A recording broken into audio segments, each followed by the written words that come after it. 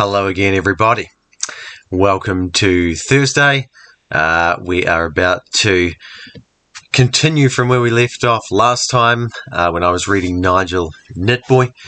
Today we've got something a little bit different. I've got a special shout out. A special shout out today to Malachi and Braxton. I know you guys are probably watching this.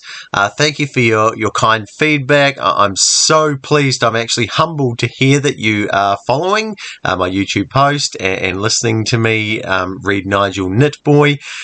Thank you for that analysis about my hair resembling Nigel Nit-Boy's hair.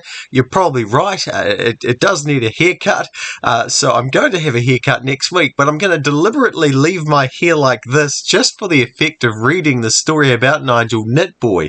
So thank you for that feedback also. I found that quite amusing. Let's continue from where we left off. I'm now on page 62 of Nigel Nit-Boy. You can follow along on the pop-up on your screen that has the text and the accompanying illustrations. They swarmed the geography teacher, nipping him all over with their tiny net claws. "Ah!" screamed Mr. Drumhum as he raced out of the classroom. All his pupils pressed their faces up against the windows to watch their teacher. The man was trying desperately to fend off the nets. He was hopping and spinning and slapping himself as he sped across the playing field towards the school pond. Mr. Drumhum then leaped in with a giant splosh. He finally had some relief from the net naps, though now he was submerged in green water with a fat frog sitting on his head. Nit-Boy smiled to himself. This was going to be fun. Next, he marched across the playground to the dining hall. The dinner lady, Mrs. Jeroop, was something of a dragon. Boiled broccoli was her signature dish. Whatever you chose, even jam, roly-poly, and custard, Mrs. Droop would spoon heaps of her green, watery mush on top.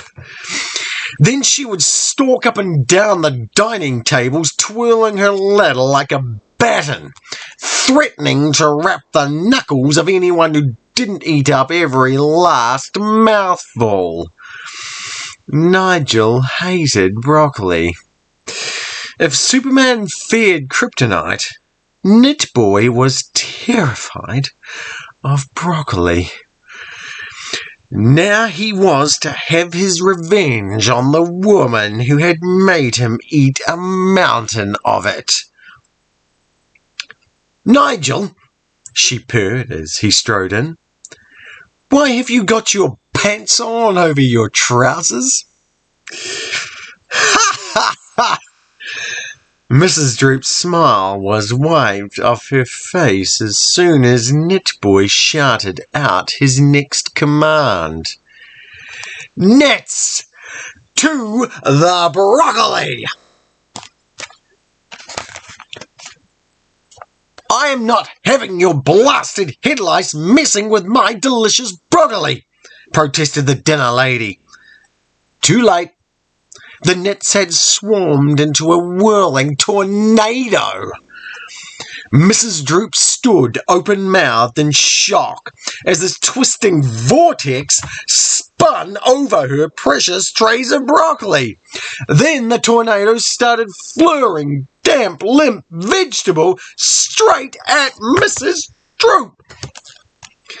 Soggy floret after soggy floret splattered across the woman's face until Mrs. Droop was a damp, green, vegetable-y mess.